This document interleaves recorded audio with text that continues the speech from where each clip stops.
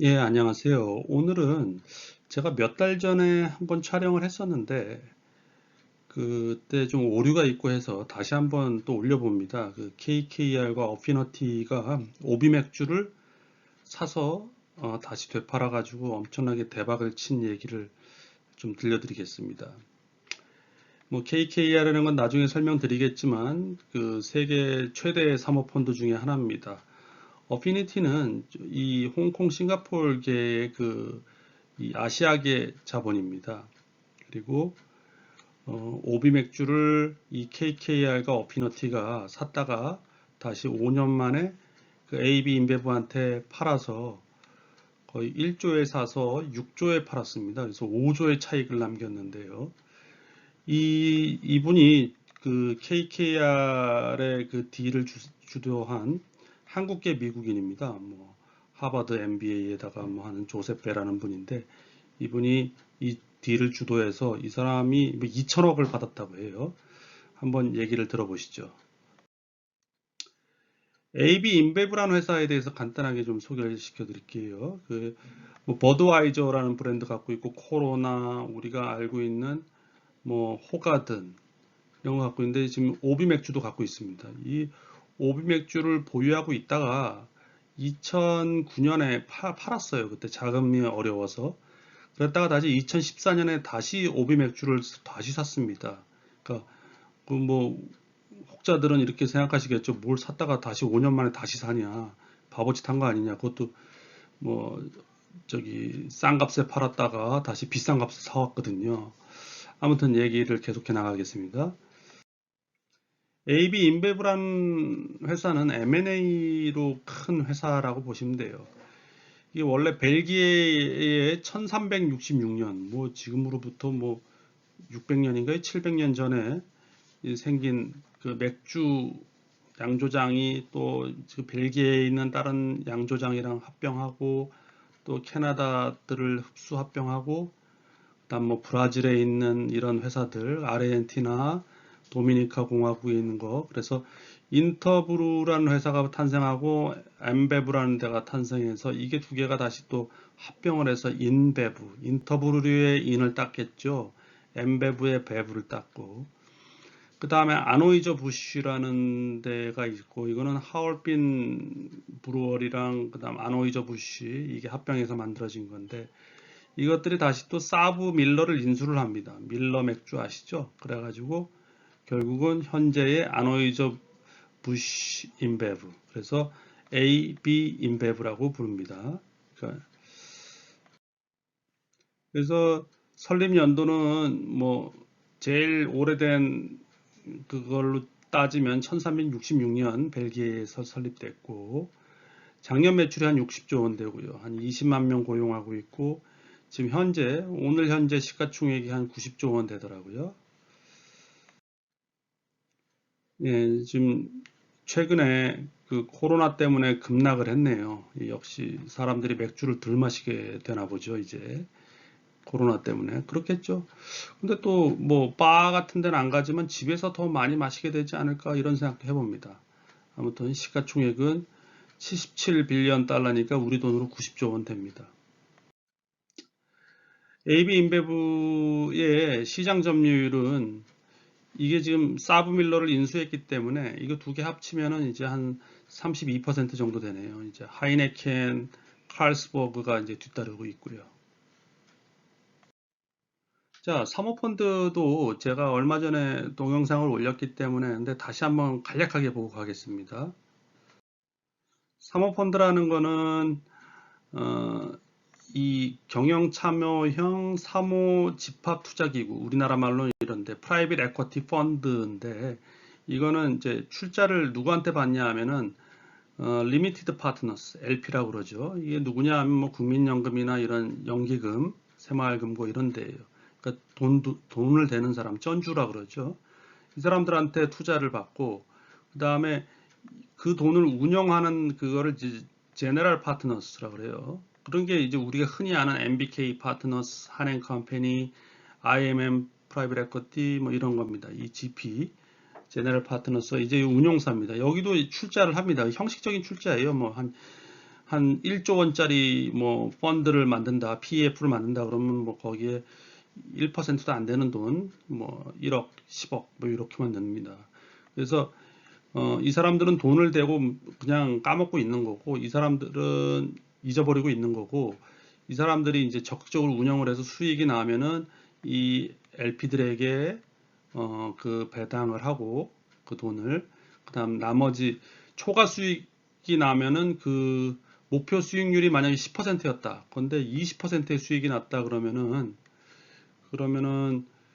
그 20%의 수익이 났다 그러면, 그러니까 목표 수익이 뭐 1조였는데 2조가 났다 그러면 그 2조의 한 20%를 얘네들이 가져갑니다. GP가.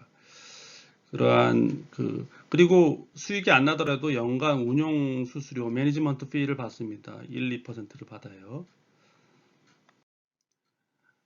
대강의 구조는 방금 리미티드 파트너스 이 쩐주들이죠. 쩐주들로부터 돈을 뭐 거의 1조 가까이 받고, GP는 투자를 거의 안 한다 그랬죠. 뭐 기껏해야 1억에서 10억 정도 투자를 하는데, 그래서 프라이빗 에쿼티 펀드를 만들어서 그 돈이 1조가 모였잖아요. 그래가지고 SPC를 만듭니다. 이 페이퍼 컴퍼니죠. 페이퍼 컴퍼니를 만들어서 여기에 이제 자본이 1조가 들어가죠. 이 프라이빗 에쿼티 펀드의 돈이죠. 그 다음에 돈을 빌려요. 은행으로부터 대출을 1조를 빌렸다. 예를 들어서 그럼 1조. 그럼 두 개 합하면 이제 현금이 2조가 생겼잖아요. 그 다음에 이제 인수를 하는 겁니다. 그 2조를 가지고 인수기업에 2조를 주고 사면은 이 SPC, 이 페이퍼 컴퍼니에는 현금이 2조가 아니라 투자 주식 2조가 생기겠죠. 이런 식으로 해서 투자를 하는 겁니다. 자, 본격적으로 KKR 어피니티 오비맥주 인수 2009년도에 있었는데요. 한번 보도록 하겠습니다. KKR이라는 거는 1976년도에 생긴 그 사모펀드고요. 그 콜버그, 크레비스, 로버츠 이 세 사람의 앞글자를 따서 KKR입니다. 지금 현재 운용 자산이 180조 원입니다.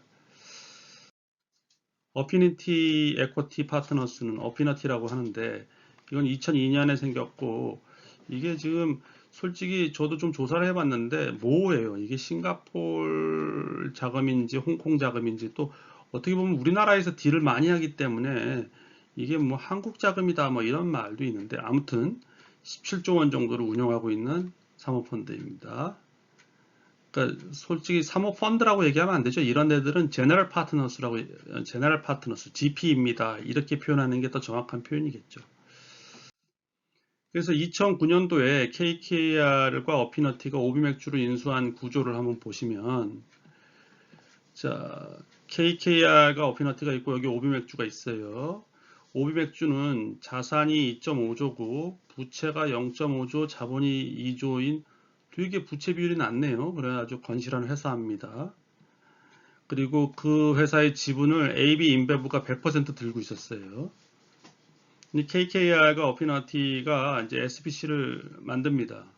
그래가지고 여기에다가 출자를 해요. 1조. 근데 이 KKR이 자기 돈이 아니라 그랬죠. 아까 SPC를 만들 때 이 LP 쩐주들 돈이 들어가는 겁니다. 여기에 그 쩐주들 돈이 들어가서 KKR과 어피너티가 쏜 돈은 별로 안 돼요. 출자 1조에서 뭐 1%도 안 되는 돈이에요. 그리고 은행으로부터 이제 돈을 빌립니다. 1조를. 그래서 부채가 1조가 되고 자본이 1조가 되고, 그래서 현금이 2조가 생겼죠. 그래서 스텝 2로 가면은 이제 이 AB 인베브한테 이 SBC가 돈을 현금 2조를 주고 오비맥주 100% 지분을 사옵니다. 그럼 SBC 밑에 회사가 달리겠네요. 오비맥주가 100% 지분을 보유하고, 이 원래는 현금이었는데 그 SBC의 이제는 오비맥주 주식이 2조가 있는 회사예요. 그리고 이 SBC의 지분 100%는 KKR과 어피너티가 만든 이제 프라이빗 에쿼티 펀드가 가지고 있겠죠. 그 다음에 이거를 전형적인 방식인데 이걸 합병을 합니다. 이 페이퍼 컴퍼니와 오비맥주를.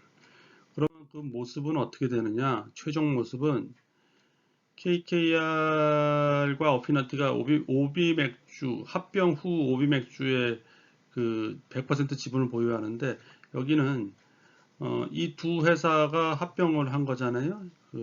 그렇기 때문에 회계상 처리를 보면은 그 SPC가 빌린 부채 1조가 오비 맥주에게 잡힙니다. 그래서 부채가 0.5조였는데 1.5조가 됐죠. 1조가 늘어났습니다.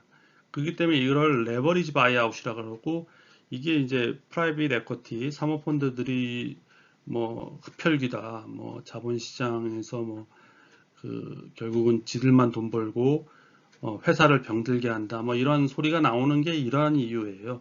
그러니까 멀쩡하게 부채가 0.5조 5천억밖에 없는 기업이 부채가 1.5조가 된 거 아니겠어요? 그러니까 1조가 늘어난 거 아니겠어요? 전형적인 LBO의 모습이다. 지금 현재 2019 현재는 아니죠. 작년 말 기준 자산이 뭐 부채만 봅시다. 그럼 1.3조. 그러니까 여전히 이 1.5조의 부채를 다 갚지는 못하고 어느 정도 갚긴 했지만 부채가 아직도 이렇게 남아 있어요. 그래서 이거는 레버리지드 바이아웃, 차입 매수다. 이렇게 보시면 됩니다. 그래서 오비 맥주의 매각 주역인 KKR의 조세배 2천억 돈벼락이라는 이제 머니투데이 기사인데 2014년. 아까 2009년에 인수했다 그랬잖아요. 2009년에 1조 원을 투자해서 100% 지분을 인수한 거잖아요. 이제 KKR과 어피너티가 만든 그 PEF, 프라이빗 에쿼티 펀드가. 근데 약 5년이 지난 2014년에 이거를 다시 AB 엠베브 한테 다시 되팔았어요. 직분 100% 6조 원에 매각하면서 5조 원의 차익을 남겼습니다. 그러면은 KKR과 어피너티는 그 5조 원을 이제 그 LP 리미티드 파트너스들한테 주는데 5조 원 너무 잘했잖아요. 그 중에 20%는 1조 원에 달하는 수수료를 그러니까 이거는 이제 매니지먼트 피는 성공하든 안 하든 그냥 연간 그 수수료고 이거는 성과 보수가 거의 1조 원, 9천억에 해당했습니다. 그래서 둘이 합쳐서 1조 원에 달하는 수수료 수익을 얻었다.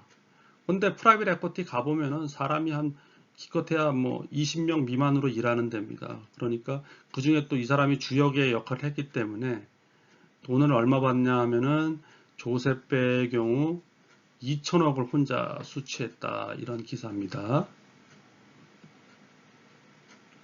네, 뭐 선교사 자녀로 태어나서 뭐 미국 교포고 하버드 대학 졸업해서 KKR 내에서 서열 5위라고 하네요. 근데 뭐 좀 약간 씁쓸한 거는 뭐 며칠 전에 기사가 났길래 제가 봤어요. 그래서 이게 생각이 나가지고 다시 유튜브를 올리는데요.